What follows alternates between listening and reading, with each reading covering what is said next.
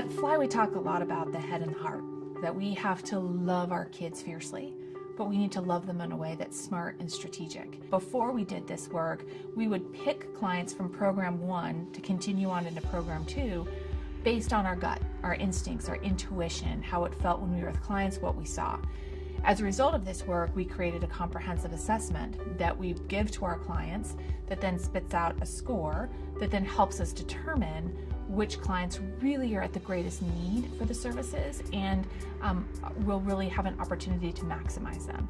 And so those first few meetings were pretty intense as we started talking about shifting how we were going to do things. And what was very interesting was that the data, the head and the heart, actually matched up incredibly well.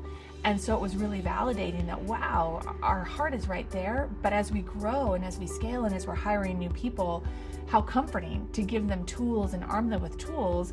And also when we have to make difficult decisions and we have limited resources and spaces, this will help us really maximize those in a way that we know works.